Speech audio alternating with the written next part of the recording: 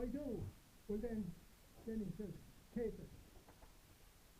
Not after, take it. And that brings us back to what Brother Johnson says. We go back to Calvary, what Jesus did. Claim it and go live it. He said, please can we do this and please can we do that and please hear that. It's already done. Check. It's available there for us. And we're asking to do something that he's done 2,000 years ago. It's available to us still. And this man has it exactly right from the Word of God. You proclaim it, it becomes a living word, and you go and live it. So we just thank you for just asking. Thank you, Jesus. The blessing. And this is ministry. And I thank in Jesus' name. Amen. Amen. Amen. Amen.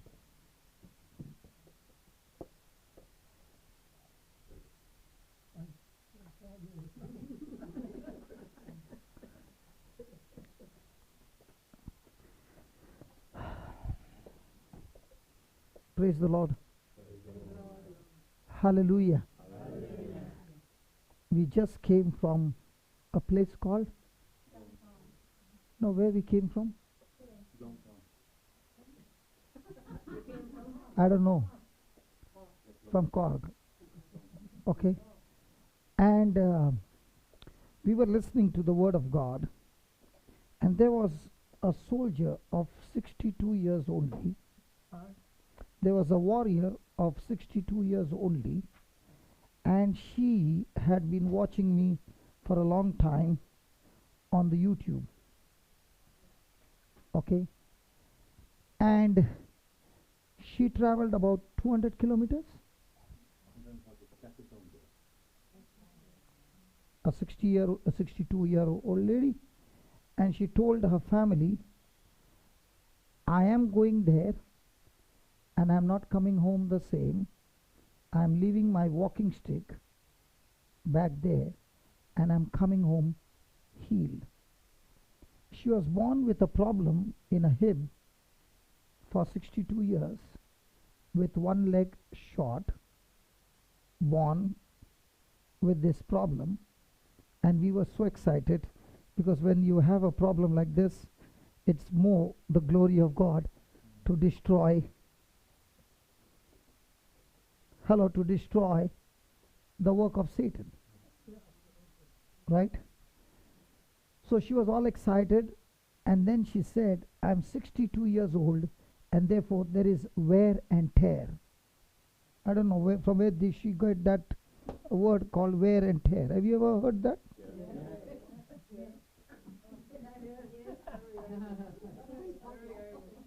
You have heard that? Where?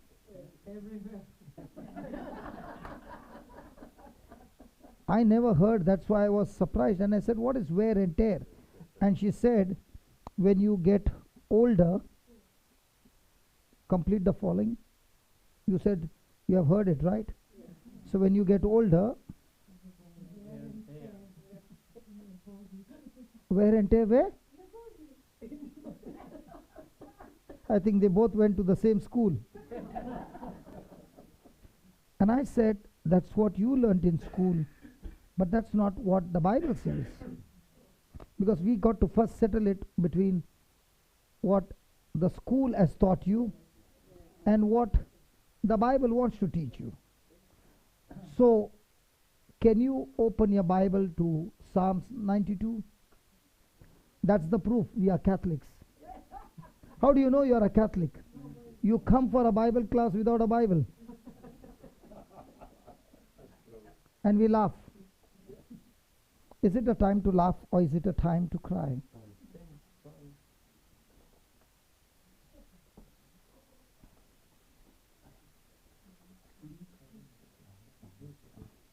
Do you know why we ask you to open the Bible and read it?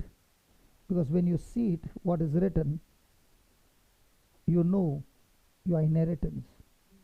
Here, brother, when the family has a property, a house, when the parents die, it goes to the government, right? To the council.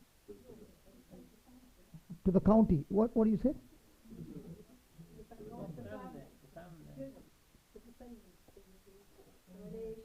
So do they have to sign some documents, or is it?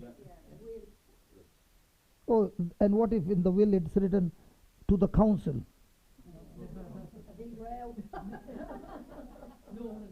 So when you are reading, listen, we can laugh, but when you are reading the document and your name is not mentioned, what happens?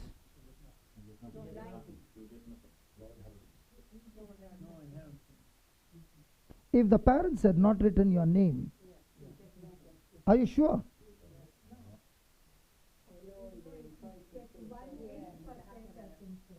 Hmm? Where did you get that from? That is actually where I come from. In Germany. Yeah. If your name is not there, you are still a blood relative or child of the parents, and the 1% of the inheritance. But you read it somewhere. No, it is, I know Because you know the document. Good. So if your name is not written, you are sure about 1/8. Yeah. But if you don't know the document, then No, the government sees that you get it. hello. Supposing you don't know, you don't get it. So I'm reading the document to. I said I want to read to you the document called wear and tear. Oh, you're not interested. Forget it then. No. What? Wear and tear. But why are you interested? You're not sick. This is only for old people. That's what she said. When you get old, then wear and tear. And there are no old people here. Praise God. Hallelujah. Do you want to hear that? Yes, go ahead. Because I said before we can pray, if you don't know your rights, your inheritance, then you get nothing. Because the Bible, when I see that written document is from the Creator to me.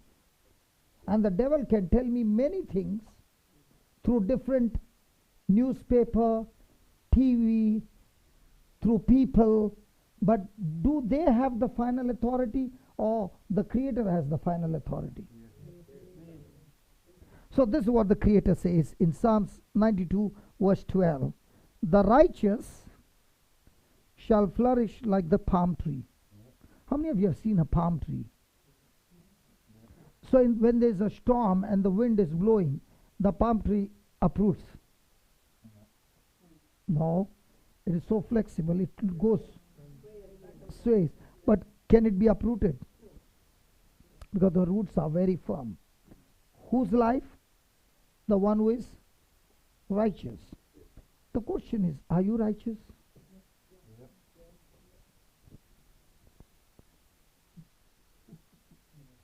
What makes you think you are righteous? You have never committed sin. Of course I committed sin. Then how can you call yourself righteous? My faith is in Christ Jesus. I'm him being righteous. Can you show me a document? I came here somewhere. You know, brother, that's why I had to show her the document. Because when you don't know the written document, the devil will beat you up every day. And I said to her, in 2 Corinthians chapter 5:21, the Bible says, God made Jesus for our sake to be sin. See, he knows it. Brother knows it. To be sin who knew no sin.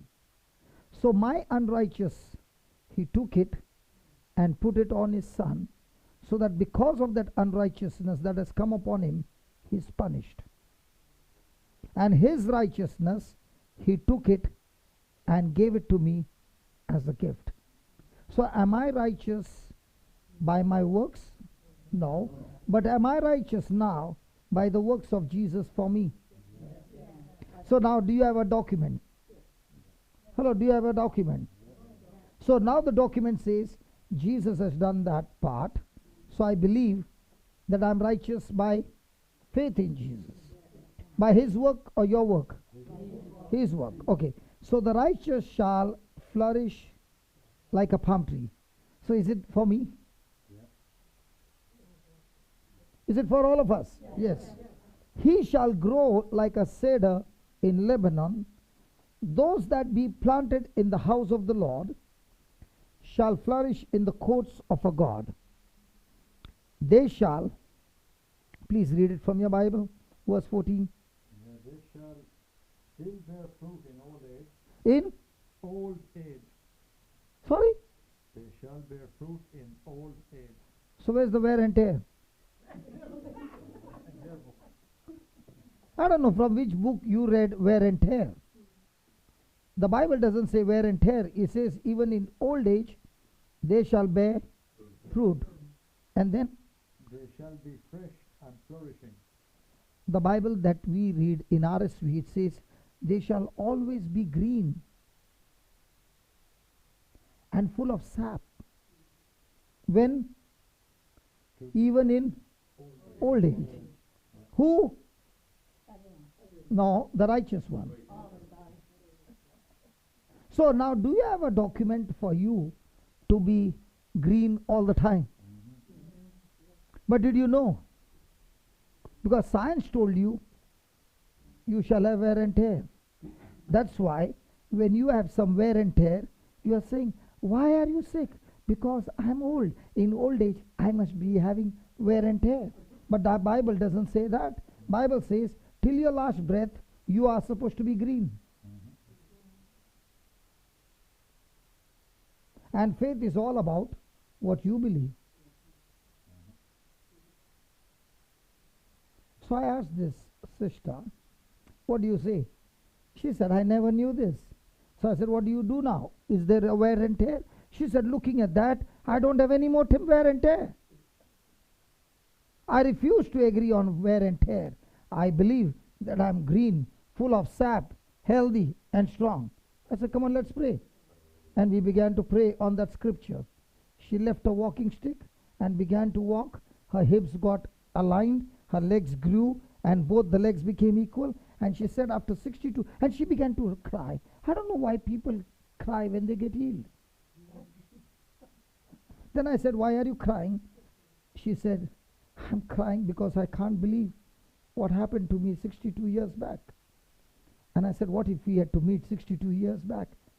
Yeah, she said, yeah, I should have met you 62 years back. I said, I was not born. Hallelujah. Praise God. Now, did she have her birthright to get that healing according to the document? Yes. But did she know the document? No. And because she did not know the document, she had learned all her life that when you grow, there should be wear and tear. And thank God here there are only young people, so not yet reached the stage of where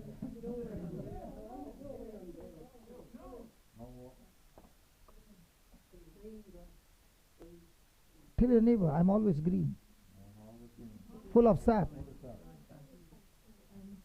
Now, some of you might laugh. Okay, let me give you another scripture to prove my case. I like to be in a courtroom where Satan is trying to tell all his lies, and we beat him at his game by using the truth. Because Jesus said, the truth will set you free. Thank God he never said the preacher will set you free. That's why don't ever run after a preacher. He cannot set you free. But what he preaches, if it is the truth, that what he preach will set you free, not the preacher. Is that clear? Yes. So do you need the preacher to pray over you, or do you need the truth to set you free? Beautiful, wonderful. Okay, let's go to 3 John verse 2. Listen, I've not yet started preaching. And I know, brother, you will give me today extended time. I've come from very far distance. Can I get some extended time? Yeah, praise God. Praise God. Whenever you come for the service and you know that I'm coming, please tell at home you will come after midnight. It's okay. Okay, 3rd John verse 2. Oh, I should have asked you. Is it okay? I did not ask the house. Is that okay? Absolutely. Praise God. Okay, let's go to 3rd John verse 2. Yes, brother, read it from your Bible. Beloved, I pray that you may prosper. I pray that you may. So what is God's desire for you? Who told God's desire for you is to be poor? It is to prosper.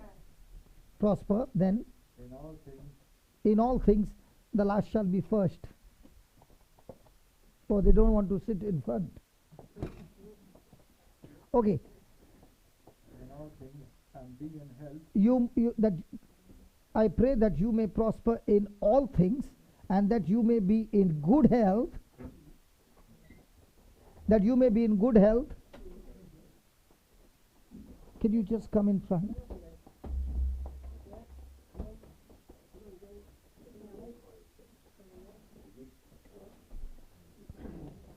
Are you all settled?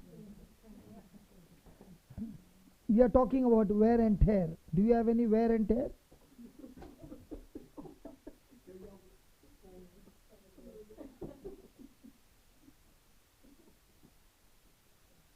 Okay, let me ask you, have you heard the word wear and tear? What is wear and tear? You wear your dress and then you tear it. So that you go and buy new dress.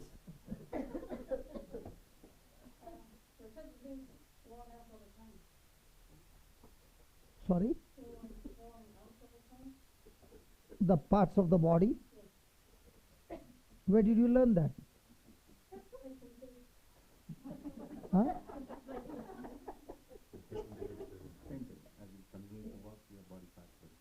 Okay, that's what you learned. And that's what we learn today, that when a person is righteous, he will flourish like a palm tree when he's planted in the house of God and his mind is focused on the Lord. He will always be green and full of sap. And the Bible says there will be no wear and tear.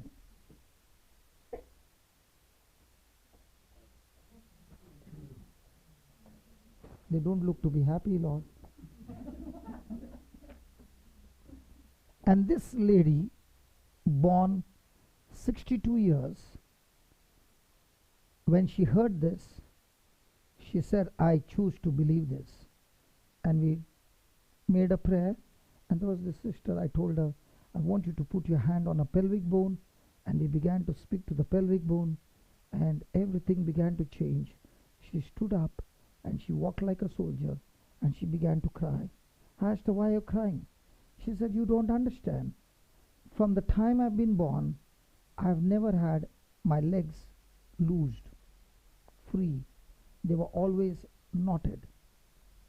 And today, after 62 years, I'm walking absolutely free. So I told her, now you go and say the same prayer, the woman who is on the wheelchair. So she went and said the prayer, and I said, aren't we like Acts of the Apostles? Peter and John spoke to the man crippled, right?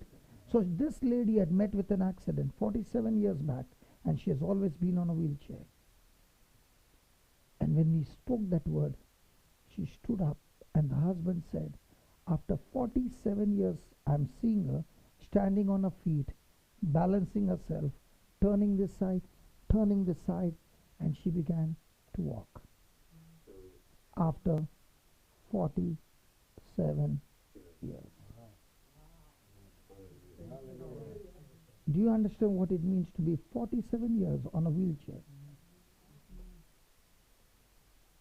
And that's what God does when you start believing His word. And the best part was, I did not pray. The 62-year-old mama, when she received the healing, she prayed the same prayer for her and got her out of the wheelchair. So is this power given to everyone? Come on. So do we already have this power? when will this power get activated? When you know His scripture, His word, and believe it. Now, look at this brother is reading when they walked in. So let's study that again. 3rd John verse 2. 3rd John verse 2. Beloved, I pray that you may prosper I pray that you may prosper in all things. in some things. So is it God's desire for you to prosper in everything? Yes. Okay, then, And be in health. and be always in good health. Then, Just as your soul prospers. just as your soul prospers. Now, what was the problem with this mama of 62 years? The problem that she was having was that she believed in wear and tear. She believed that she has to be in this condition because she has been born this way. But the Bible doesn't say that. The Bible says when your soul prospers, means your soul or your mind or your thinking begins to change and agree with what God's word says, not what people say, not what the world says, not what anybody says, but what the Creator says. When you agree with that, your soul is prospering. So the moment your soul starts prospering, everything will begin to prosper. When your soul is sick, what's the meaning of the word soul is sick? Has anybody ever experienced worry in their mind? Anybody ever got worried? That's the meaning, the soul is sick. So when there is a problem and the person's mind is full of God's word and believing in God's word, he will have two things, joy and peace. So is his soul prospering? Yeah. So when his soul is prospering, is he speaking what God's word says? Yes. So now, will the divine power of God begin to manifest? Yes. So for my soul to prosper, do I need the scriptures? Yes. But if I don't spend time in studying, laboring, practicing, will the scripture ever bring any result in my life? No word, no Bible faith, only human faith. Now why did this mama say at home, I'm going to this place even though it is 150 kilometers, I'm going, but I'm coming back to show you that Jesus completely heals me. Why is she so sure? Because for a long time, this brother has been sending her video clips of people around the world getting touched and healed by the preaching of the gospel. So now, was a soul prospering? Yes. Come on. Yes. So before she could come here, had her soul become so strong that all that she was saying is, like the woman with the issue of blood, if I just go and have one contact, my job is done. Now, did she travel all those kilometers? And let me tell you, she traveled alone.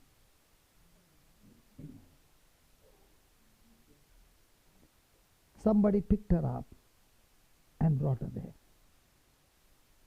She came from a different place.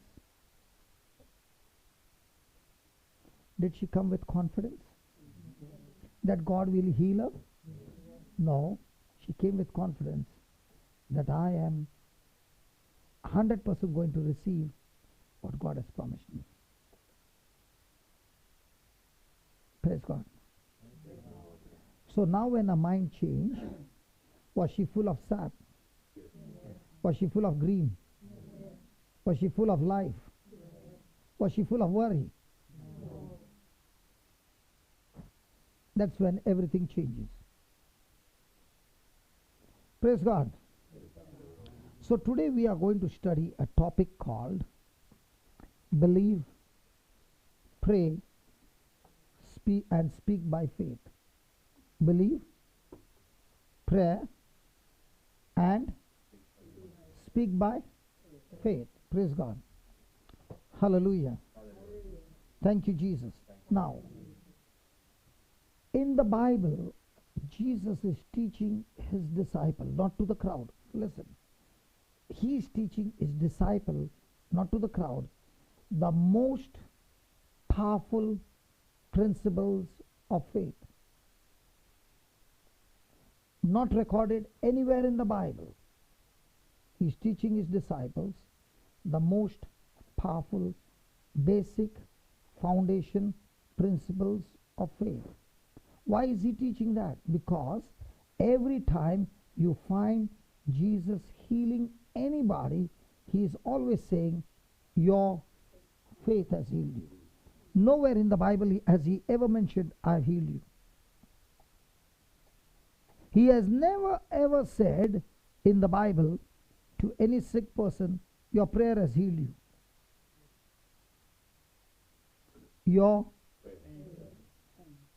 So here is now an incident where Peter is asking Jesus that Jesus, yesterday you spoke to a fig tree and the fig tree died. I want to know, Jesus, how did you do that? A grown-up fig tree, a matured fig tree, died from the root in 24 hours. And Jesus is telling him there is a natural force and there's a divine force. The divine force called faith has power to destroy physical things by the power of words. Just as it can destroy, it can also create. Praise God. Hallelujah. So let's go there and study it with our own, listen to the word and study. Mark 11 and verse number 20. Okay, before we go there, let's put some understanding of what we are studying. Did you have food today? Might be my questions are very silly, but let's be in the school like small children and let's study. Did you eat food today? Yes. Was it physical, natural food? Yes. Now after you ate the food, what did your stomach do? Your stomach began to work non-stop to convert that natural food into energy called calories, which now your body started burning calories to move. And as the calories began to get burnt and getting used, your body said, I need more fuel to generate calories, and therefore you put in more food. Do you understand that? Right? Now this is natural. There is spiritual. In spiritual, you give your spirit food, which is called the preaching, the teaching of the Word of God. Just as your stomach starts working, your spirit also starts working by using the preaching and the teaching that you are hearing and converting into an energy called faith. So when your stomach starts working, it produces natural energy. When your spirit starts converting the spiritual food called the Word of God, it now converts it into a spiritual powerful energy which is called as faith. Is that clear? So I eat food with my mouth. I eat the Word of God with my ears. If this ear is hearing word that is not the Word of God, that opposes the Word of God, then my heart, my spirit will use that word and convert it into fear.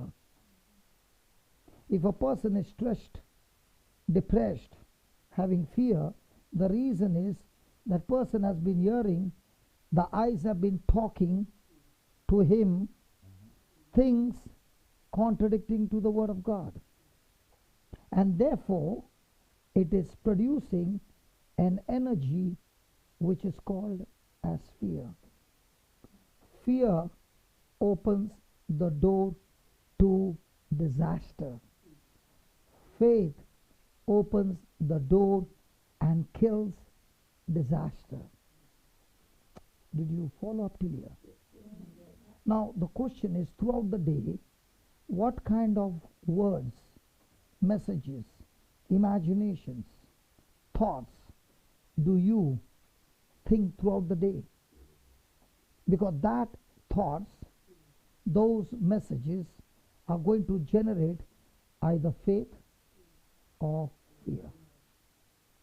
So faith generated will shut down the spirit of fear. Fear generated will shut down the spirit of faith. Is that clear? Yeah. So here is Jesus now talking to Peter and saying, I'm going to teach you the fundamental of faith. And when I teach you, Peter and the disciples, listen, after I'm gone, you got to practice the same and teach the same, and you will get supernatural results. Are you ready? Let's go to verse 20. And then we will write some notes. And I want you to write the notes. The reason is, what you write, when you go home and practice that and make it your lifestyle, you will always come with result. Do you know, how do I know whether people believe it or not? Supposing you went to a company on an interview and they gave you a job. Do you sign a document? Yeah, there is offer letter? Or without a document? Do you sign a document? So contract, do you sign? In the same way, when you are writing, you are signing a contract with the Creator. And you are saying, just as when I sign a contract and I go and come and do the job, in the same way, Lord, what I am writing now, I sign a contract with you that I will study it, meditate on it, practice it, get my training on it, and use it. How do you know people believed what they heard? A person can come and sit here for the next 10 years, listen to all the messages, sing all those hymns, beautiful hymns, okay, but never renew his mind. His life will still be miserable. Did you ever hear Jesus having music ministry? Jesus had a music ministry? No, he had a preaching ministry. So which one is more important? But which one excites you more?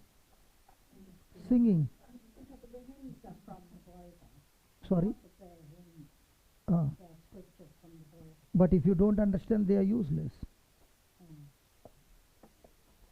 You can sing that hymn for the next 10 years and still get nothing. And the preacher can take that same hymn and make you understand the truth, and only the truth will set you free. So when I am giving you notes, I am giving you notes of those things that are hidden.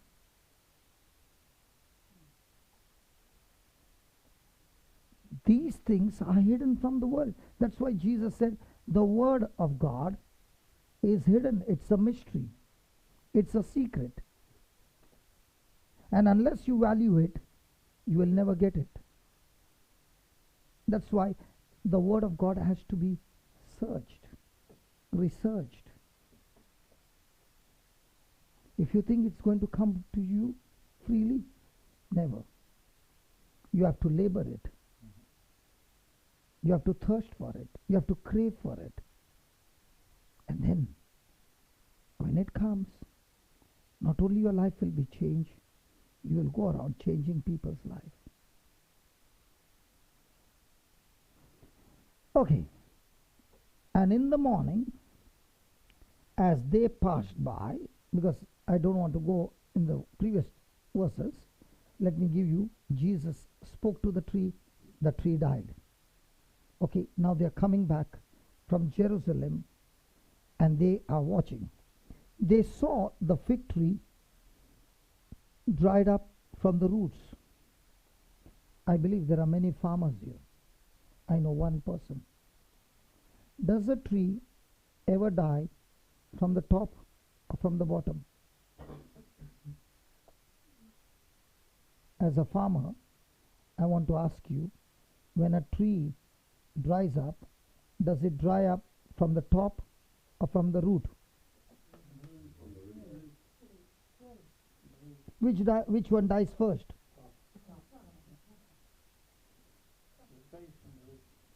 The root dies last. Because when the sap is cut off, the most top, the sap doesn't reach there, it dies from the top. But Jesus is saying faith never starts from outside, it always starts from inside. It always goes to the root. Then Peter, calling to remembrance, said to him, Master, behold, the fig tree which you cursed is withered away. And Jesus answering said to them, have faith in God. When Peter asked Jesus, how did you do that? Jesus is giving him an answer and saying, first thing, remember, have faith in God means have faith of God, or faith like God. Now he is going to even tell us how to get this faith like God. He gives you an answer in verse number 23. He says, verily I say unto you, truly, truly I say unto you, that whosoever, are you in that whosoever? Did he say the priest, the nuns, the pastor, the preacher, or did he say whosoever? Are you included? So is it for all of us? Okay. Whosoever shall pray about this mountain,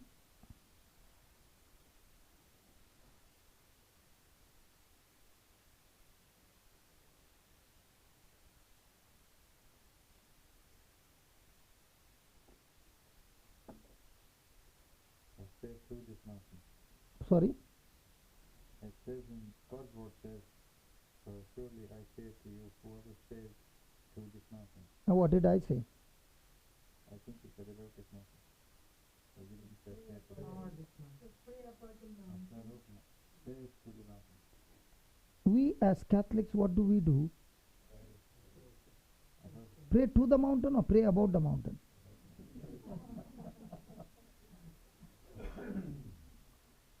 So what were we taught? To pray about the mountain or talk to the mountain? But did Jesus say to his disciples, to Peter and his gang, to pray about the mountain or talk to the mountain? So whom are you going to follow from now on?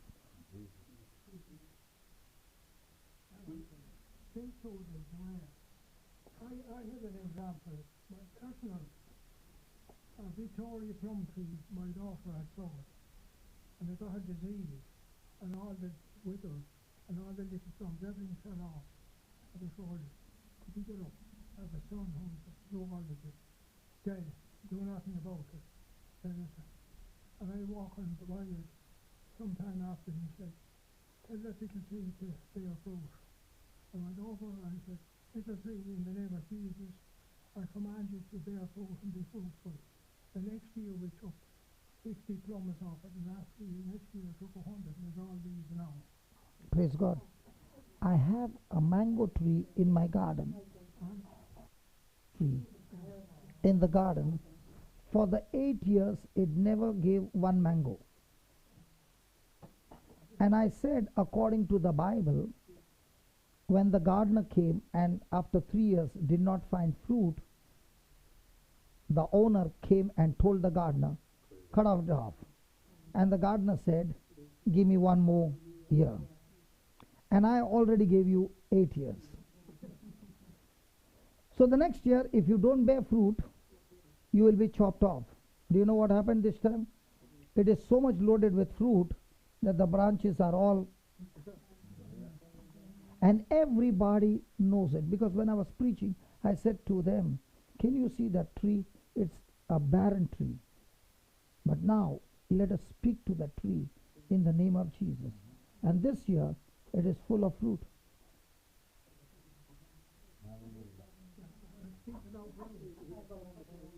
Sorry?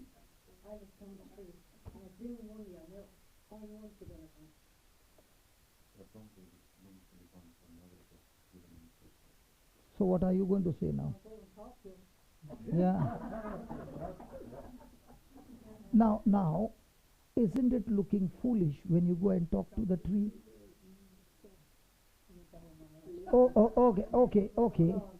Okay. It is foolish when you talk to the tree.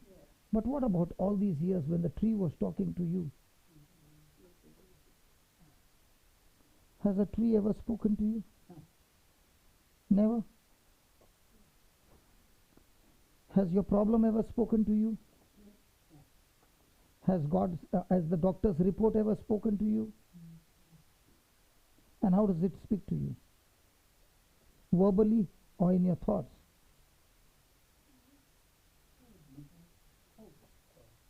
In your thoughts. And when it talks to you and you don't talk to it back, then it tortures you till it kills you.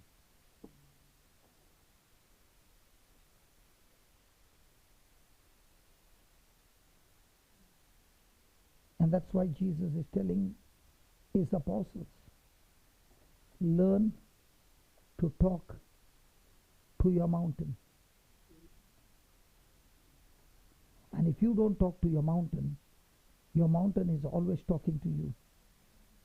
That's why when a mountain talks to a person, the person gets depressed.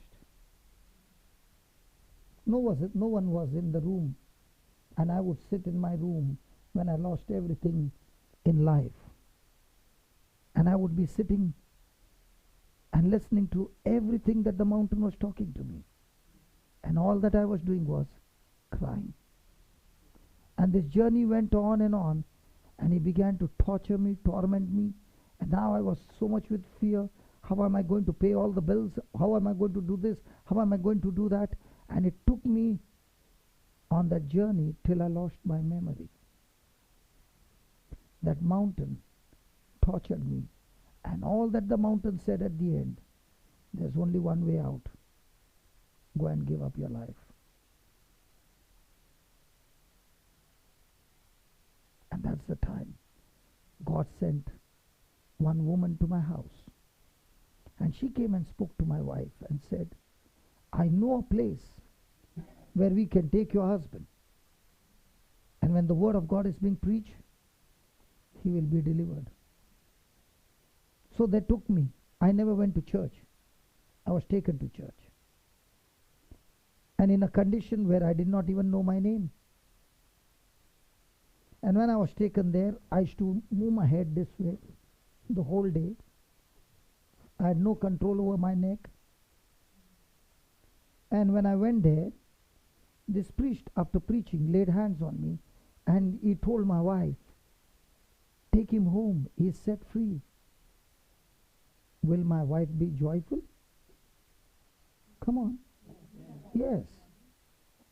But what she saw with her eyes is every symptom was the same. Absolutely nothing had changed. But the priest said, he is completely set free. So my wife, when she took me home, she must have said 100 times, you are completely set free. Now, was there any evidence of my freedom? Wasn't she telling a lie? Why not? She was speaking according to the word. So the next day, she taught the children to do the same. She had heard the preaching. So she told the children early in the morning, go and tell Dad, Dad, you look so good, better than yesterday, and you're completely healed. And she took me the next day to the same place.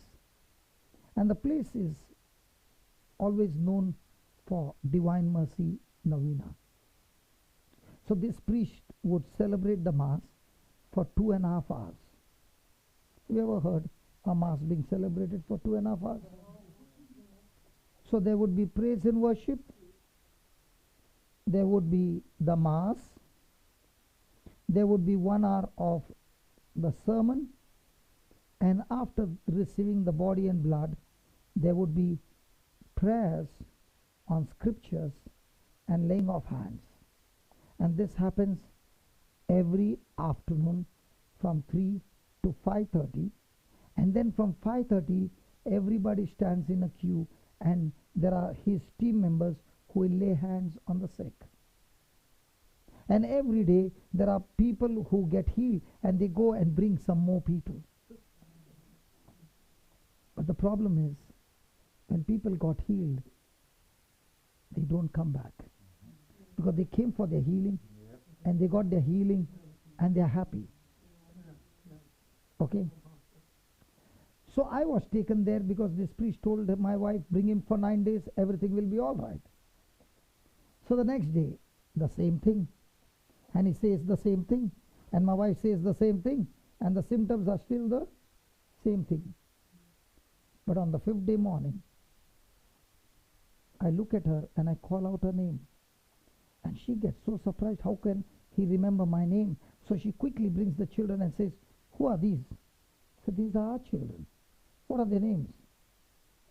I tell her their names. She then looks into my eyes and says, what's your name? And I tell her my name. She begins to cry. And on that day, this symptom stopped. Now when she understood how it works, she began to teach me. She only began to speak what she desired. She began to speak to the mountain. She stopped praying about the mountain. Are you following? Are you following? So Jesus said, whosoever shall say to this mountain. So before you can even exercise your faith, what's the first thing Jesus is saying? Most important, to speak to the mountain. What activates the law of faith? The word coming out of my mouth. There's a difference between say and pray. When Jesus prayed, he prayed the whole night, talking to his Father. What did he speak? He spoke the scriptures to his Father. And what did he do the whole day? When he saw sickness and disease, when he saw demons and storm and all that, he spoke the word. And when he spoke the word, did the storm obey him? You know, we were told that there's going to be a storm. And my brother said, there's good news, brother. We have got an opportunity to knock the storm off. So in the morning, we spoke to the storm and said, we command you, you're not coming anywhere close to us. We are going and we are doing the job and coming back in Jesus' name. Where's the storm?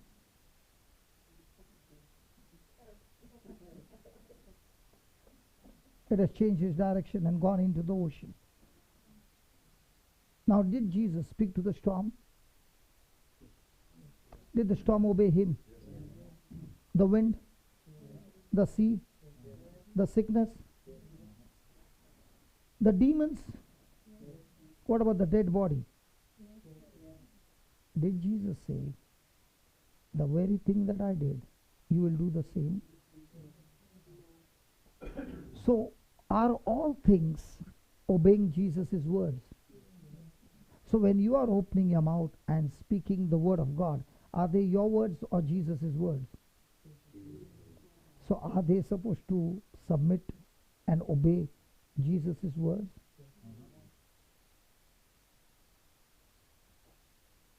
How many of you ever had a problem? Do you drive a car? Yes.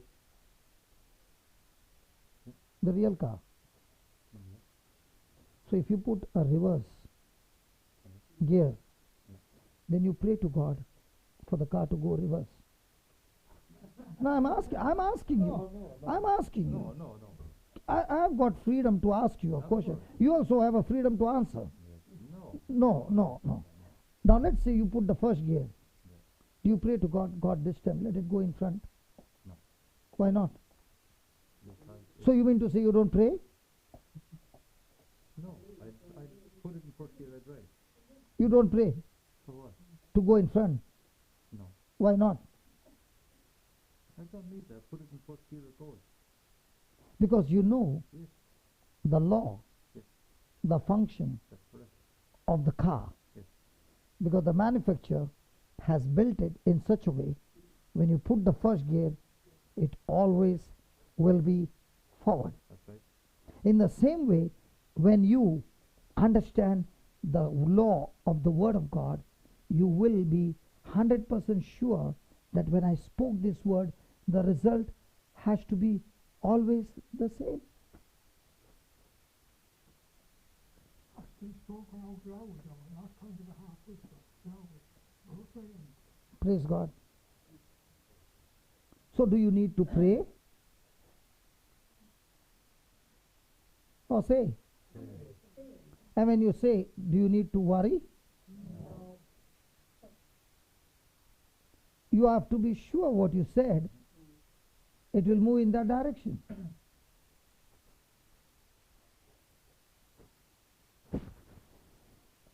Whosoever shall say to this mountain. So what's the first thing? Say, be thou removed and be thou cast into the sea. Why to be cast into the sea? What is so special about the sea? Cleanses it. That mountain is demonic.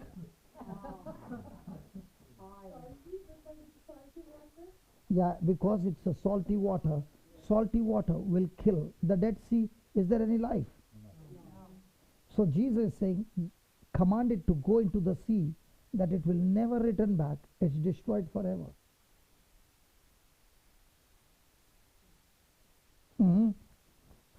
And shall not doubt in his mind.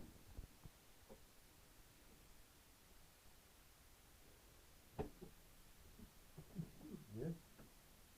What's your Bible saying?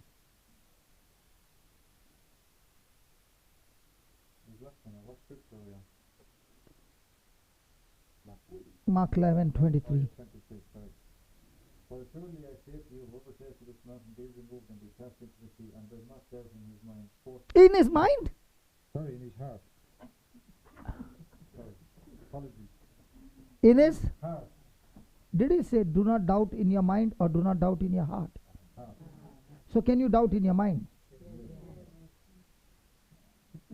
What? What? You said it. Ask that question again. No. Did he say do not doubt in your heart or do not doubt in your mind? Do not doubt in his heart. So can he doubt in his mind? Yes. Can you explain to me what's the difference between doubting in the mind, doubting in the heart? Well, you can believe in your heart, but you can be looking at something, like you were talking there about even by somebody being healed, and we're looking at their illness or their sickness, and we're looking at that and we're thinking, that can't be it, in our mind, but our heart is believing God's word. 100 out of 100. Praise God. When I look, for example, when that mama said, 62 years, I'm born this way. What will be my mind saying? Reasoning. It will cause me doubt. But at the same time, I have a scripture which says, no wear and tear. So if I believe what she said, then I doubted in my heart. But the word in my heart says, no wear and tear. So did I allow what she said to take away the word in my heart? Did you follow? So most of the time, do we doubt in our heart? When we are praying, are we doubting in the heart? And when you doubt in your heart, will it work? It will never work. So he says, do not doubt in your heart, then, but shall believe, yeah. But believe that those things he says will. But believe that those things which he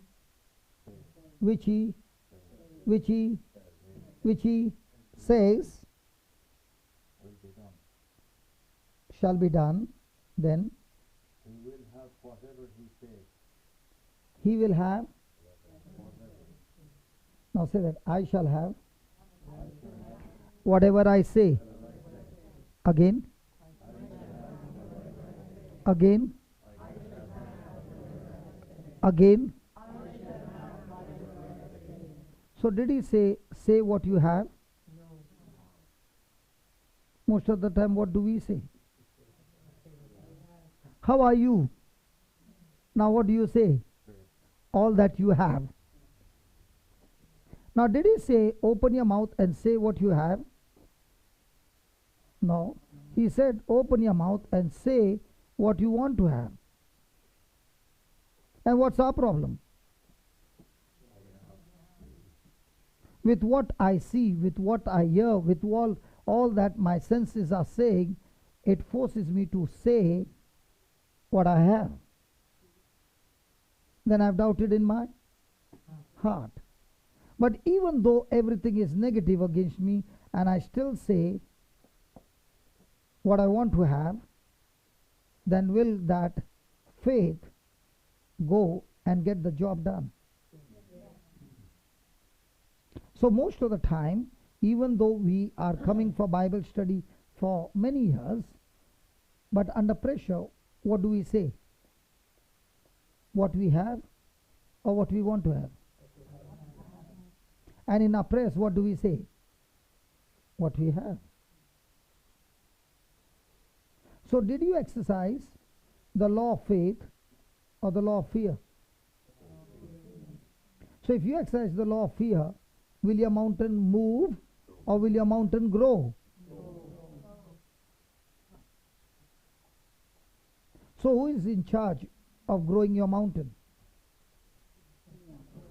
Who is in charge to kill your mountain? So is God going to move your mountain? He never said that.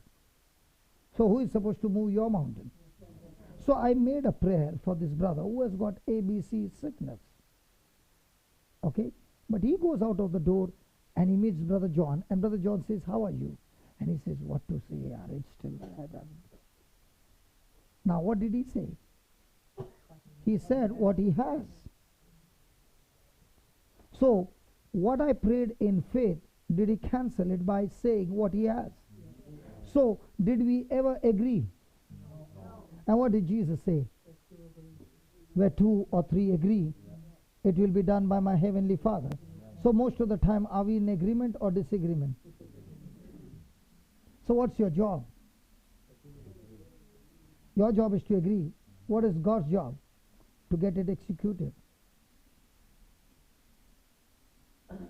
Are we understanding? So write down, and then we will study more. I can have effective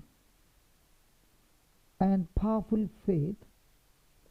I can have effective and powerful faith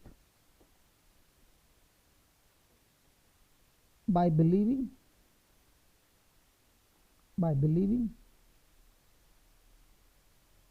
speaking, and praying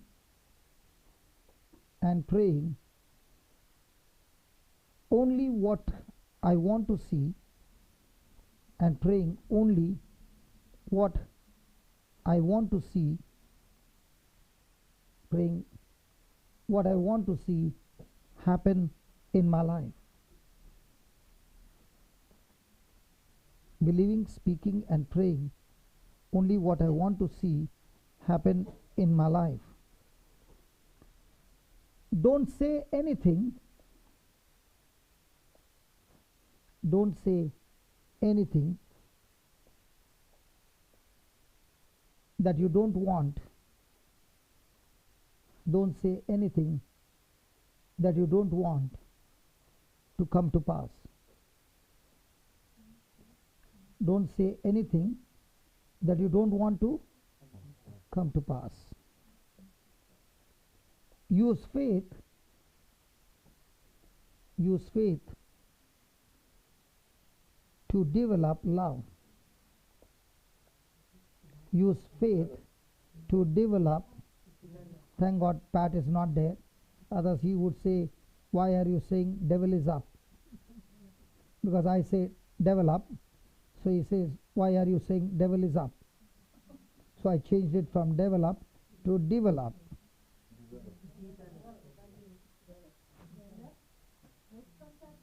See, those who are from India will pronounce this as develop. Okay. You use faith to develop love, and love to develop faith, because they work together. Because they work together.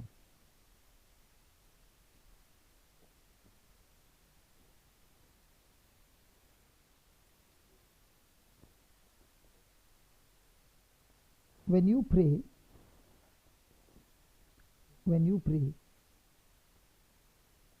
that's when you start believing.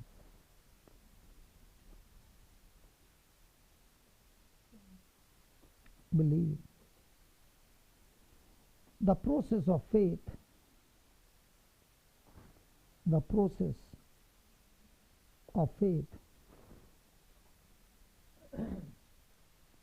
is to believe in my heart. The process of faith is to believe in my heart and say with my mouth. Believe in my heart and say with my mouth, I believe I receive my healing.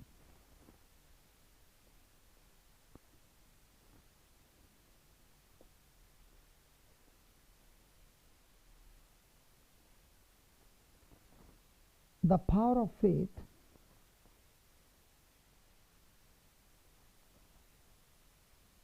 comes into my body. The power of faith comes into my body by God's word. The power of faith comes into my body by God's word that I speak, by God's word that I speak, and my body will respond.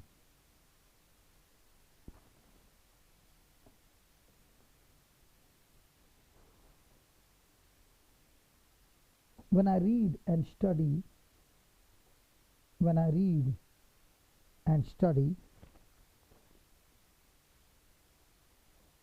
healing scriptures in the Bible, when I read and study healing scriptures in the Bible, because all the written promises, all the promises written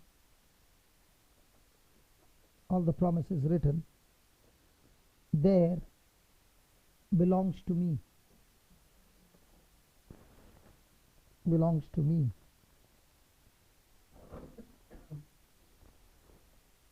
I am redeemed from every curse. What? I am redeemed. I am redeemed from every curse of the law. Law, L-A-W.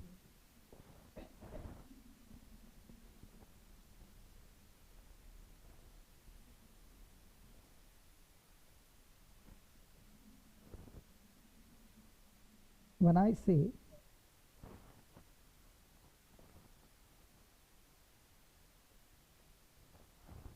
say faith is working in me, when I say faith is working in me, I believe my faith is growing. I believe my faith is growing and being strengthened.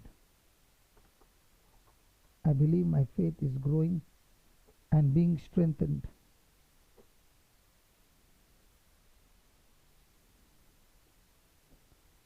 I believed it. I received it. I believe it. I receive it. Therefore, I'm strong in faith.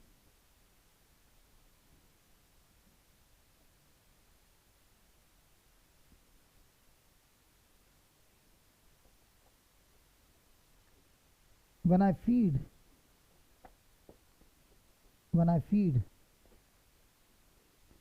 on the Word of God every day, when I feed on the Word of God every day,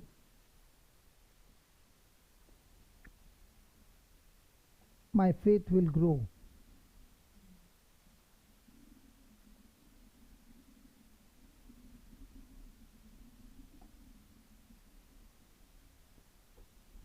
I need to feed my ears.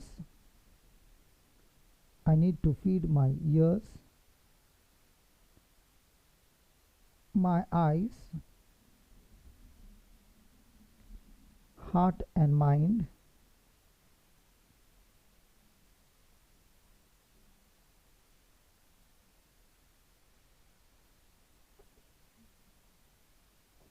with the Word of God.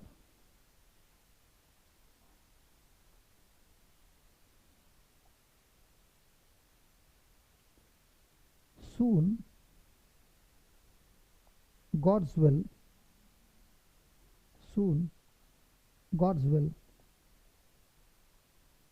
is what? Soon, God's will is what I will speak. I will speak without having to think about it. Without having to think about it.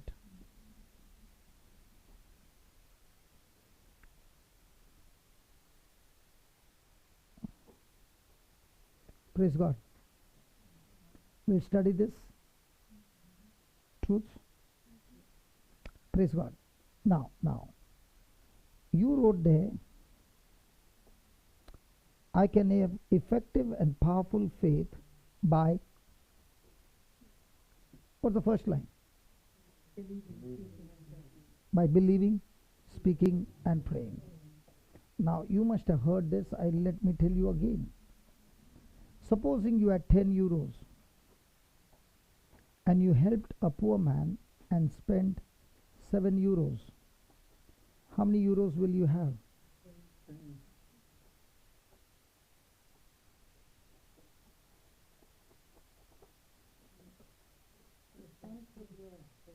You spent 7. 3 left. Now, when I say 3, did I believe with my mind or heart? So what is believing in the heart then? Again wrong. Okay, 70. Anything in multiples. Why did you believe in multiples? Because your maths teacher in school taught you when you spend, it's always multiplication.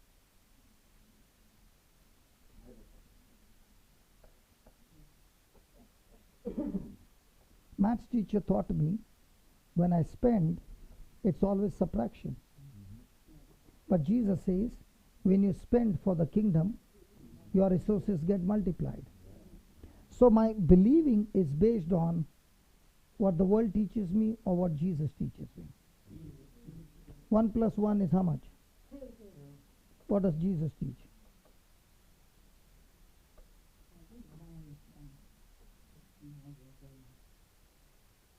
One plus one. But what did Jesus teach? The more that you spend, more you gain. Where did he say that?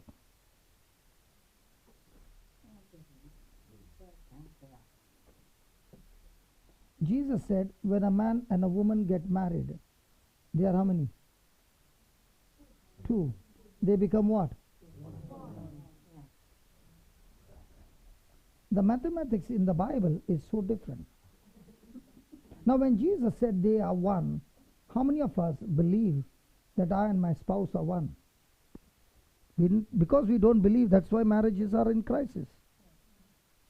If you believe that your spouse is one, and when she is in pain, you feel the pain, because if your hand is in pain, you will take every precaution to see that your hand is not wounded. But if you don't believe that you and your spouse are one, now you can fire your spouse and hurt your spouse every day.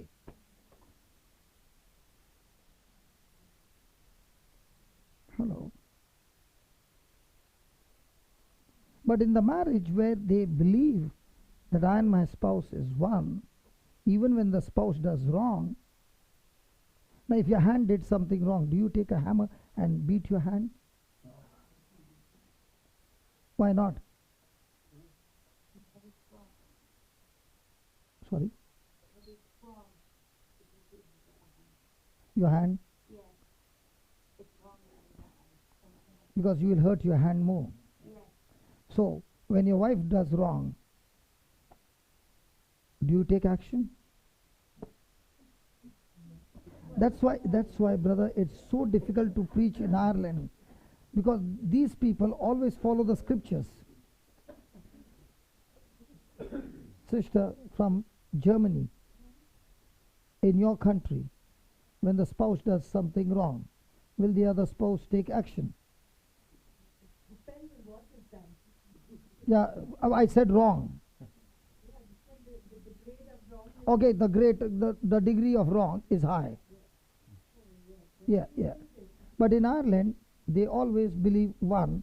That's why no action, only love and forgiveness.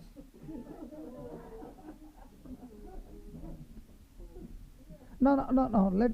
Let's take us. Does Jesus believe he and I are one? So when you do wrong, does he beat you up? Because he believes that you and he are one, he does everything possible to take the punishment of yours upon him so that he releases you. Hello? Are you understanding? So what is your believing? Your believing is, one, based on sense knowledge, two, based on the word of God. If it is based on sense knowledge, your action will be contradicting to God's word. But if you're believing according to God's word, then your action will always correspond in agreement to God's word. So most of the time, our believing is what? Sense. So if your believing is wrong, then what will happen to your speaking? So what will happen to your receiving? So everything goes. And that's why your prayer becomes effective when you start believing not based on your sense knowledge, but on the word knowledge. Example, the disciples, did Jesus tell the disciples, the apostles, I'm going to rise up on the third day? Did they believe? But did the high priest believe?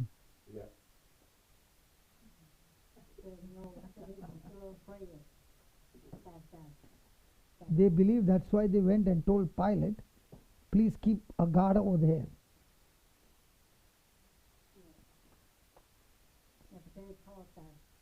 Because they believed that what he said would be coming true. Hallelujah. But did the apostles believe? No. So when Jesus came and met the disciples and Thomas was not there, what did Thomas say?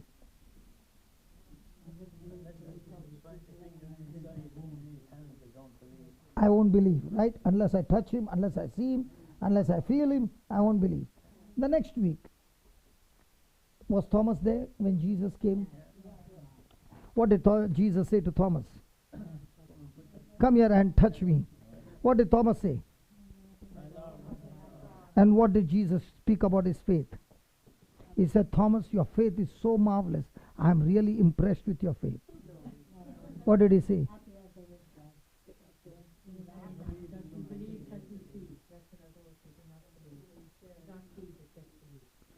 Did Jesus say, blessed are those like Thomas? No. What did he say? Now, he said blessed. What's the meaning of the word blessed?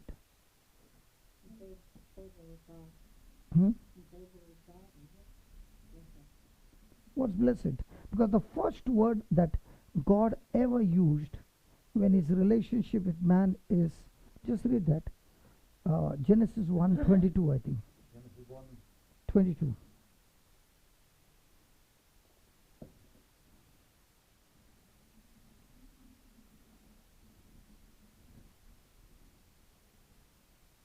And God blessed them. And God? Blessed them. And God what? Blessed them. Now, when he created the Garden of Eden, was there so much in abundance for one man, Adam? Did he create fruit-bearing trees of all kinds? Come on.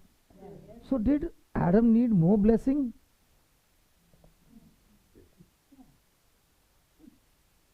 Why? Was the earth handed over to him? So did he need more blessing? What for? Because he was a separate entity in the garden when Jesus breathed on him and said, breathed life into him. Adam. I'm talking about Adam.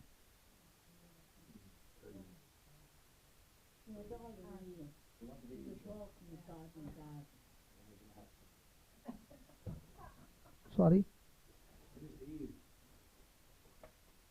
Yeah, why did God bless him? Because we did not understand the word blessing. The word blessing means to be empowered by God in such a way that you operate with God's ability. Is blessing. That's why every time God bless somebody, he can be a shepherd. That blessing can make him a king. God blessed Joseph. He became a governor. God blessed Abraham. He became a father of many nations. He blessed Isaac, who planted the seeds in famine and reaped 100-fold harvest. So what is blessing? The original plan of God is that in the whole earth there was a Garden of Eden, one portion. And when he blessed him, he empowered him to use those resources from the garden and make the Garden of Eden throughout this earth. That's why he was blessed. Can you repeat that again? The original plan of God is? He has given him a small model called the Garden of Eden. Now, when God blessed him, God actually empowered him to create like God created the Garden of Eden. Praise God. So, what was Adam's job? To use those resources and keep on planting so that this Garden of Eden is multiplied all over the earth. How many of you heard a ringtone? A mobile ringtone? How many of you heard it? Lift your hands up. I did not hear it. Means what? I heard it, but I did not focus on it. I continued to do what I was told to do. So was I on sense knowledge or word knowledge? Thank you for the ringtone. Was it yours? Praise God. Now do you understand? Just like this ringtone, there are many tones that come to distract you. When you are blessed, you ignore it. For example, David went to fight Goliath. Was he blessed by God? So when he looked at Goliath, did he look at it as a giant, or did he look at it as an opportunity to rise higher?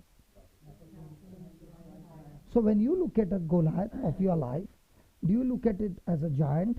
Then you will turn your back like the Israelites did. So what is blessing? Blessing is empowerment by which you operate in faith, and you now move not on your ability but on God's ability. So the result is not natural but supernatural. That's why in the old covenant the children would fight for blessing from their parents. But in the New Testament, because people don't understand the word blessing, they never fight for blessing. They fight for property.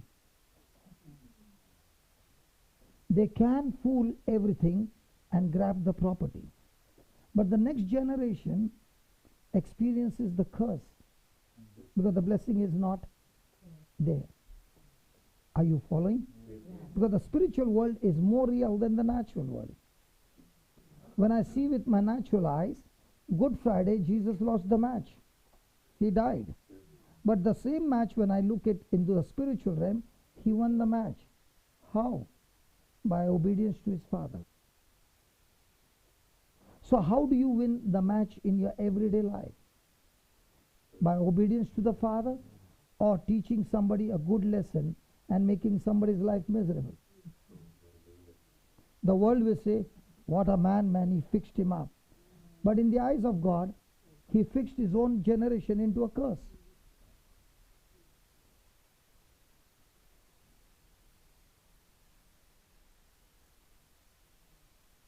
Think about it. And that's why my prayer can become effective and powerful when I believe according to the scriptures, speak according to the scriptures, pray according to the scriptures. Now, whatever you said according to the scriptures will come to pass. Has anybody ever prayed to God asking him to heal you? Come on. Was that scripture? Why no? Why no? No, was it scripture? So what is scripture? Yeah, like my brother said, the scripture says, by his stripes, by his wounds, I am already healed. But I can say that 1,000 times and still not believe. Because when a person believes, there is tremendous joy. There is celebration before the manifestation. But if a person says, by the wounds of Jesus I am healed, and still full of worry and fear and crying, will that work for him or work against him? Then we wrote, don't say anything that you don't want to come to pass. do we say to one another the negative things that are happening? For example, a woman is asked, how's your marriage? She says, wonderful. How's your spouse? Fantastic. But my husband is a good man, but now when she says after the but many things, did she say the good things or the bad things? Might be the husband is doing those bad things, but she said it. Now, will those bad things increase and manifest? Because did she speak her faith or did she speak sense knowledge? Do you know how many husbands died before their time? Because the wife unknowingly kept saying those things. She did not realize, listen, you might laugh, but that's the law. Yes. Okay, let me ask you.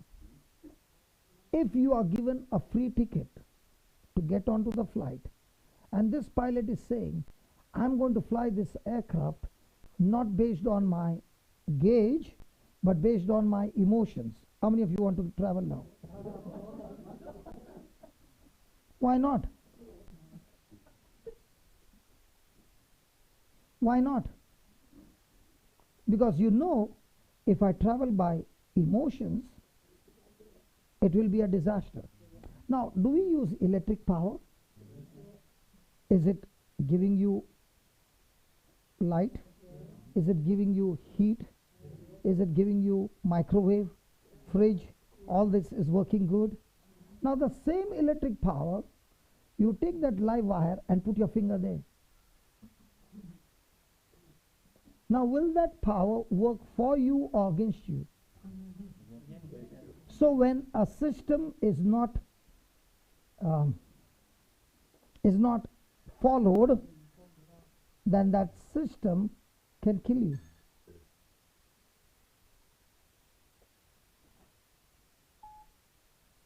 Because the power of God works the same way. When you speak on word knowledge, it can kill every work of Satan. But the same word, when you take it reverse, like Adam and Eve took it, it destroyed their whole future.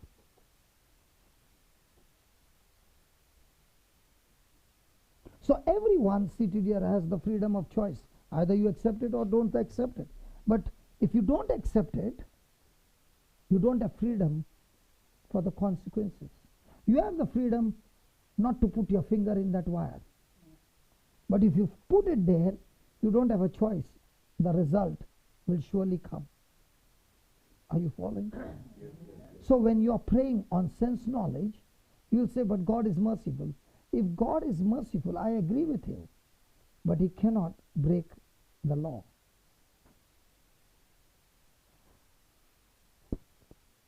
Because He says again and again that life and death is in the power of your tongue. And you shall eat its fruit. So, please do not speak what you don't want to come to pass. Hallelujah. Hallelujah. When you pray, that's when you start believing. Okay. When you pray, that's when you start believing. In Mark 11:24, Jesus says, whatsoever you desire. This is very, very dangerous. Hello.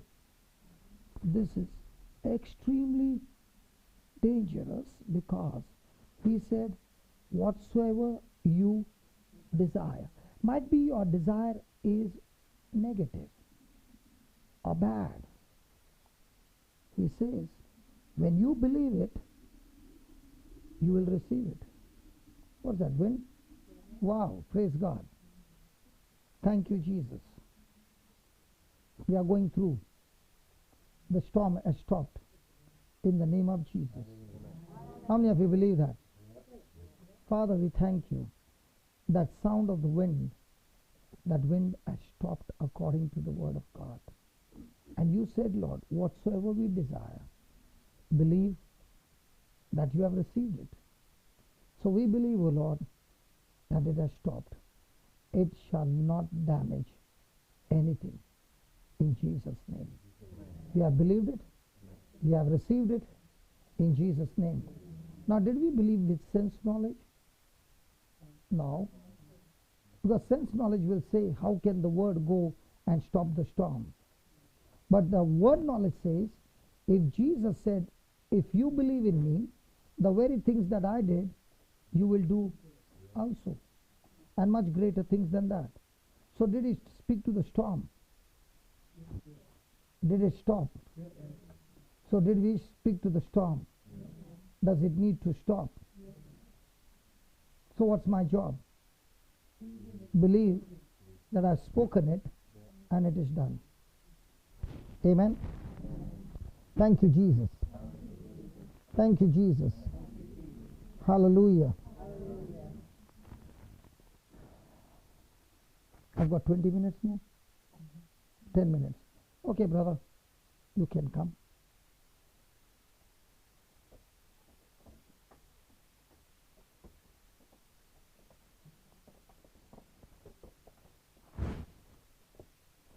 Okay, stand here. Can you tell me what's your problem? I have an injury and it's not really healing well. I'm not feeling at all. How did you get that injury? Playing sports. Okay. Yeah. So what happened? The knee-on-knee collision and my kneecap was broken badly. Your kneecap was broken badly. Yeah. Then? I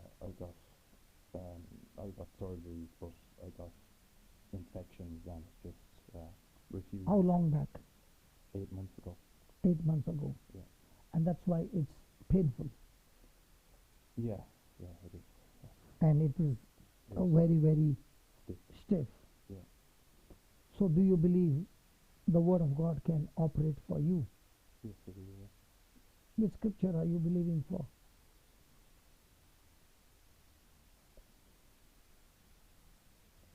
Scripture in Jesus' name. Yeah, which one?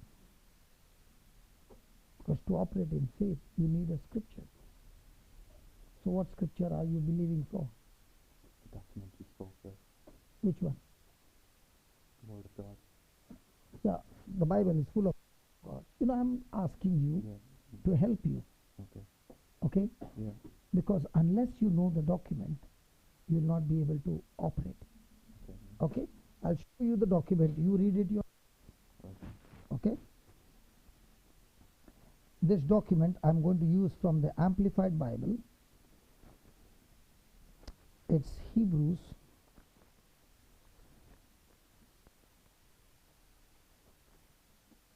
chapter 4 and verse number 12. Read it very slowly, verse number 12. Loudly. For the word that God speaks is alive. Pause. The word that God speaks is Alive. Are you alive? Yes. Is this word that you are reading alive? Yes. Okay, then. And full of power. Now what's the meaning of the word power? Ability to do things. I want to tell you, if you understand the scripture, this leg will be totally healed. So take your time. Okay. What is power? Ability to do things. Okay. Something more. Uh, Now we are using electric control. power. Now we are using electric power. So what happens when you are using electric power?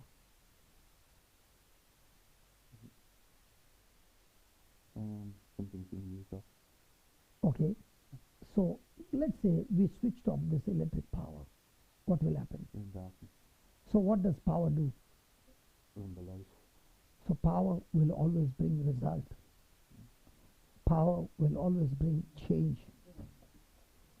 So the Bible is full of Power. So will this power, just like electric power, the light is on, darkness is gone. The power is off, darkness is back. In the same way, the word coming out of your heart and mouth, stiffness is gone. Broken kneecap is gone. New kneecap, recreated by God's word, is formed. Are you understanding? Yes. I'm trying. Yeah, because your sense knowledge says, how is it possible? That's what happened in which place today? Downtown. Downtown. Okay. The lady on a wheelchair heard the word. Now that's not just a word, that's the Creator's word, full of power. Yeah. So now, when we are going to speak, your ears are going to hear. So the word entering your ear, is it alive? Yes. Is it full of power? Yes. So it will go and search what is damaged in your ears or in your legs and recreate those things. Do you? Okay, then Making it active, operative, energizing and effective. so is the word of God capable to operate? Correct, yeah. So do you want it to be, do you want that operation to take place today? Yes. Praise God. Then Energizing and effective. It is sharper than any two-edged sword. it is sharper than, Any two-edged sword. so just as the doctor's knife goes in and operates, this word also is a sword, a knife that goes in a divine way without stitch marks and fixes the problem. Now, all that you are reading, can it be understood by sense knowledge or by faith? Faith. Belief. So now, do you have a document? We do, yeah. So do you have this document that gives you an assurance? Yes. Then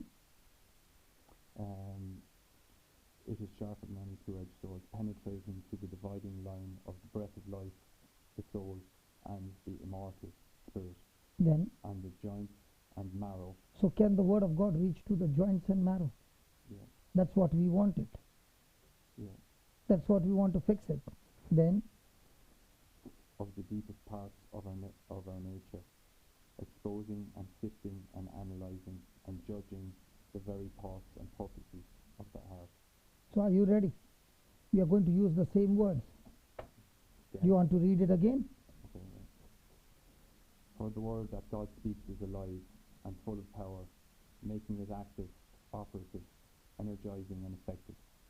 It is sharper than any two-edged sword, penetrating to the dividing line of the breath of life, the soul, and the immortal spirit, and the joints and marrow of the deepest parts of our nature, exposing and sifting and analyzing and judging the very thoughts and purposes of the heart.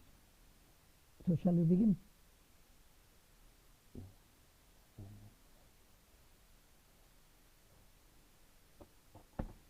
Give me a hand. Say this. Lord Jesus, close your eyes, concentrate. Lord Jesus, I thank you.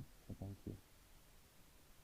With my senses, With my senses, my kneecap is broken my kneecap is broken and damaged. and damaged, But but through the word of God, through the word of God, I have received faith I receive faith, which says which says that the word of God that the word of God is alive, is alive, full of action, full of action, full of power, full of power, energizing, energizing, effective, effective, and has the power to operate. and has the power to operate. Lord Jesus, Lord Jesus, I believe right now, I believe right now, as your word, as your word, I am hearing I am hearing that living word, that living word, full of power, full of power, has started the operation has started the operation in my leg. in my leg. In the name of Jesus, In the name of Jesus, I am talking to the spirit of infirmity. I am talking to the spirit of infirmity. I bind you, I bind you, I curse you, I curse you, just like Jesus did. just like Jesus did. He died from the root. They died from the root. In the same way, In the same way, this spirit of infirmity the spirit of infirmity that is causing this problem, that is causing this problem. I curse you I curse you, and I cast you out of this body, and I cast you out of this body, be planted into the sea, and be planted into the sea. in the name of Jesus. In the name of Jesus. Lord Jesus, Lord Jesus, I thank you. I thank you. In your name, In your name, I am talking now I am talking now to my kneecap, to my kneecap, to my bones, to my bones, ligaments, ligaments, cartilages, cartilage, tendons, tendons, muscles, muscles, nerves. nerves. In the name of Jesus, In the name of Jesus, receive life. receive life. I thank you, Lord, I thank you, Lord, as the word is spoken, as the word is spoken, your living word your living word is recreating my bones, is recreating my bones, my kneecap, my kneecap, my cartilages, my cartilage, my joints. my joints. In the name of Jesus, In the name of Jesus, I receive this creative miracle, I receive this creative miracle, recovery recovery, and restoration. and restoration. I thank you, Holy Spirit, I thank you, Holy Spirit, for operating my leg for operating my leg with your divine power with your divine power, and restoring my knees, and restoring my knees, my leg my leg, perfectly. perfectly. Thank you, Jesus. Thank you, Jesus. The operation is successful The operation is successful, and I am completely healed and I am completely healed, according to the word of God. according to the word of God. In Jesus' name. In Jesus' name, Now say thank you, Jesus. I say thank you, Jesus. Keep saying thank you, Jesus. Thank you, Jesus. Thank you, Jesus. Lord, you said, Lord, you said, when I don't doubt in my heart, when I don't doubt in my heart, but I believe but I believe what I said what I said shall come to pass, will come to pass. I shall have I shall have whatever I say. whatever I say. Please cancel every word Please cancel every word that I was saying, that I was saying, what I have. what I have.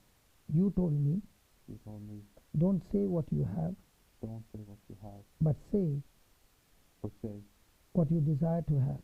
what you desire to have. So, Lord Jesus, So, Lord Jesus, I speak my desire. I speak my desire. By your wounds, By your wounds, I am completely healed.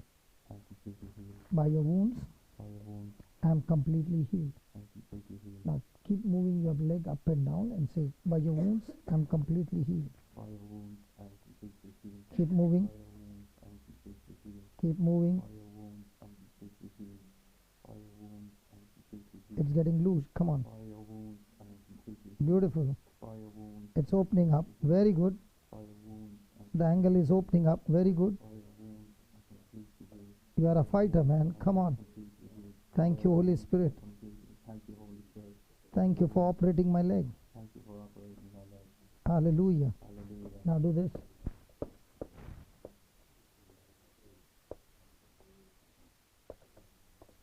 Keep saying, thank you, Jesus. Thank you, Jesus. Thank you, Jesus. Thank you, Jesus. Come on, church, let's praise God. Everybody start praising God. Thank you, Jesus. Thank you, Jesus. Thank you, Jesus. Thank you, Jesus. Thank you, Jesus. Thank you, Jesus. Thank you, Jesus. Thank you, Jesus. Lord, we thank you, we praise you for this creative operation, O Lord. In the name of Jesus. Amen. Amen. Now. Did you ever lift this leg that much in 8 months?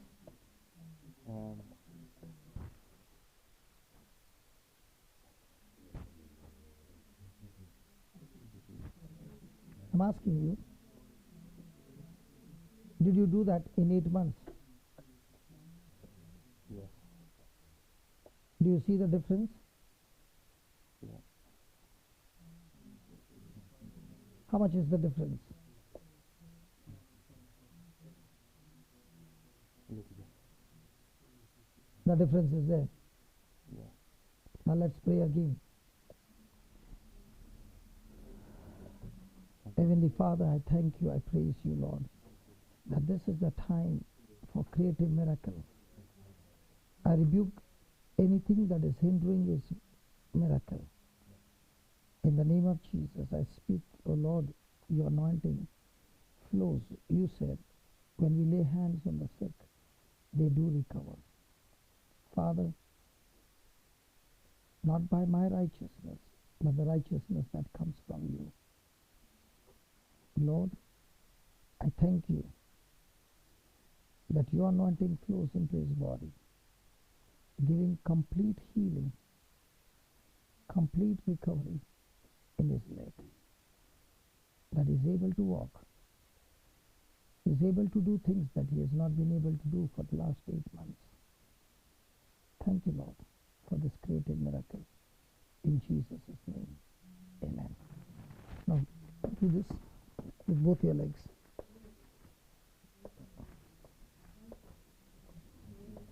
How is it now?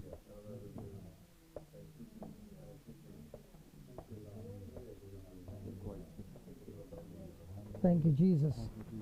Thank you, Jesus. Thank you, Jesus. Thank you, Jesus. Thank you, Jesus. Thank you, Jesus.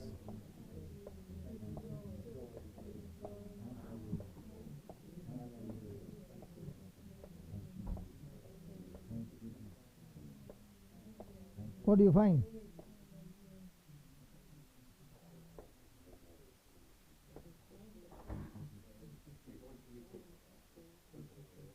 You have started your faith, and you can see the change. I think this is the beginning, but Yes. it's not going to happen overnight. You don't say it's not going to happen overnight, but you say, Lord, I receive, it is done. Okay? Now, listen. All these months, you were stiff, but now you can see, at least out of the 10, you can see 4 or 5, it has got loosed. Is that right? Little bit, yeah. Yeah. So when you have seen that this is how it works, now what do? Say the same thing over and over again. Okay? So before I leave Ireland, I'm leaving on the 8th of May. You will come to some place where I'm preaching and show me and say, brother, look what the Lord has done. Because faith gets God's ability on the job. So your job is to speak your faith and thank God that it has been completed. Holy Spirit job is to do what you say. Okay? Now all this time, even though 8 months you were suffering, you did not say what you said today. No. So now, instead of putting the reverse gear, for the first time you put the faith gear. So now when you put it for 10 minutes or 15 minutes, you saw the change. When you do it the whole day, what happens? Your words get the job done. So now that you understood the application right, continue with that application. Before I leave, you will testify that, brother, see, now I'm walking perfectly all right. Okay? Thank you. Yeah, come, brother.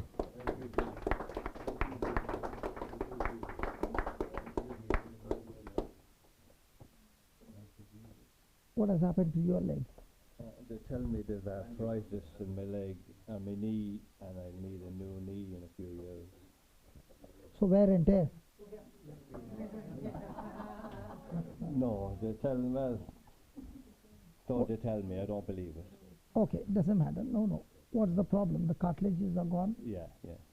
Okay.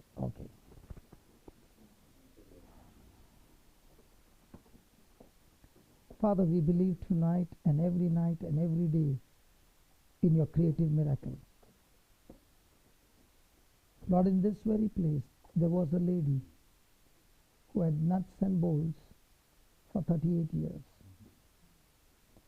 And I remember coming to this very place and you doing the operation, and that lady could be able to bend even though she had boils. And you made that creative miracle. Father, thank you for your word. And I speak to his cartilages or anything that has got worn out. Today you taught us, O Lord, we are made righteous. And when we get planted by your word, in your presence, with our mind, our soul prospering, your word says everything will go well and we shall be in good health. So Father, I thank you. As this brother was listening to the word, he believes, and in the name of I rebuke that infirmity. Get out of his body. As I said these words, I do not doubt in my heart, but I believe that what has been said, the operation has begun. New ligaments, new tendons, new cartilages, lubrication in his joint, and complete alignment of his bones. Thank you, Lord, for healing him. Holy Spirit, thank you for operation, and thank you for releasing him. In Jesus' name, amen. Now keep moving your leg. No, just do this way. Keep doing that. Keep doing that. Stretch it. Yeah, stretch it. Very good. Keep doing it and keep saying, thank you, Jesus. Thank you, Jesus. Make it straight. Make it straight. Yes. Yes. Make it straight. Yes. Thank you. Yeah. Could you do that before? Yesterday I couldn't move it at all. Yeah. Now? Freer, yeah. Yeah, it's getting free. Very good. Thank you, Jesus.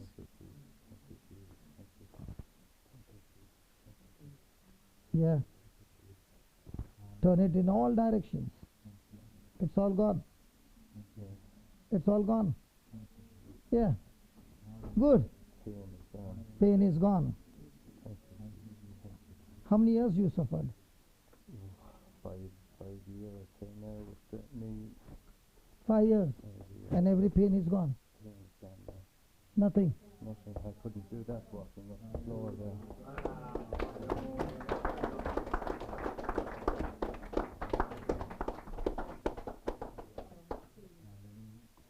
You can go for a dance.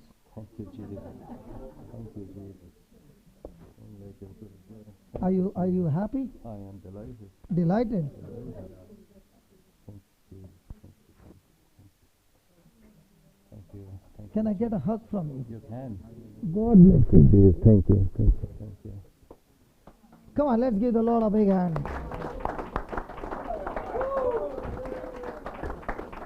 Take care, take care, take care.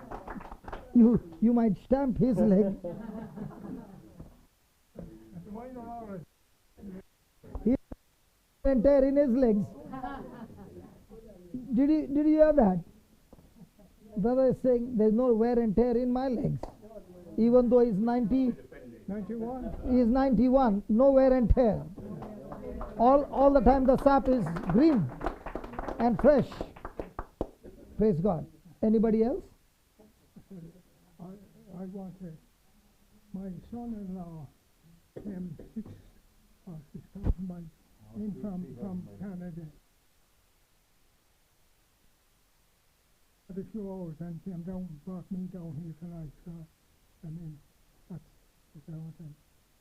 You know, so that's. Oh yes. Oh, it's running in the generation, in the family.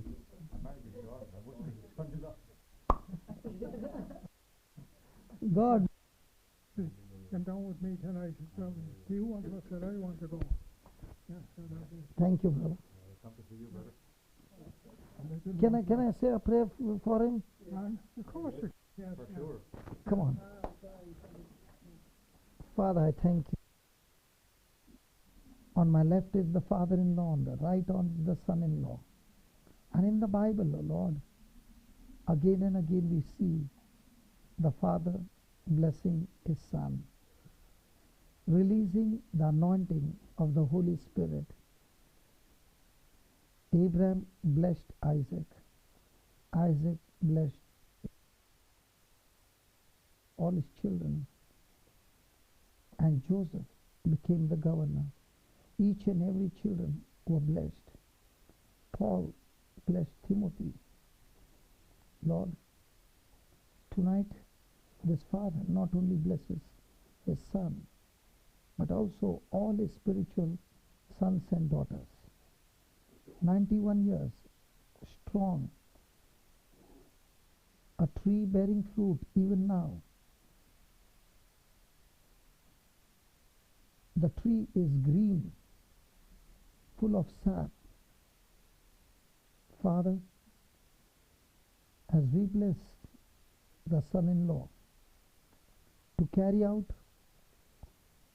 that same baton that you gave him years and years back, he takes the baton to run the race that you have set for him. Generations after generations will run this race. Like Joshua said, as for me and my family, we shall serve the Lord. Lord, as the Father is blessing his son, I too bless him. The way you blessed me, I release that blessing on this son. And right now, asking you to impart this anointing upon them, these gifts, these charisms, so that each and every one of us will work together, united in love, seeking your kingdom, your righteousness, and establishing your kingdom on this earth with the authority and the power that you have given us. Thank you, Lord, for showing us that with the gift of faith, we can move mountains. We can live a victorious life. And we are more than conquerors in the name of Jesus. Lord, I bless him. I bless his spouse, his children, his generations, that they will lend but never borrow a single day in their life. That they will always be known as a family of love, a family who is called to be a blessing to the nations. Thank you for all this, O Lord, that this house, this family is built on a strong foundation of the word and not on the sand, so that it can withstand every pressure of life. And thank you that every assignment that you have for him, he discovers it and finishes. None of that potential goes wasted, but produces result after result in Jesus' name. Amen.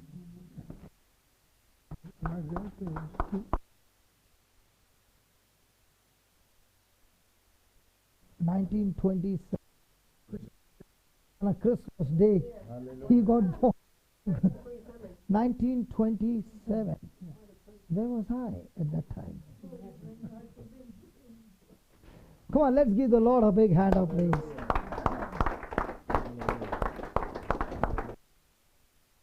The wife is